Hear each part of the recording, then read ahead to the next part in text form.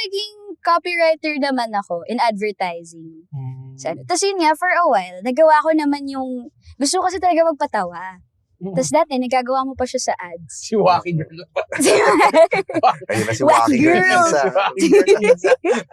At Hindi nalala nyo nung ano pa, may era kasi na ang TV ads nun, hindi na tulad nung ngayon eh. Yung form of entertainment din siya. Mm. So, kaya ako gusto rin mag-advertising. Ngayon naging mostly benta-benta na lang din. Ngayon ba? Ngayon talaga? Wala nang ganun ka-iconic na commercial. Na lumalabas. Ngayon. Kaya ako nag-advertising fan kasi uso nun yung mga jingle, Oo. mga ano, Oo. yung may mga iconic I lines Kala sa love commercial. you, Lagi. Sabado. Oo, Oo. I love you, Sabado. Mga Lagi mong Isipin mo na lang, inaantabayanan yun, di ba? ham yan.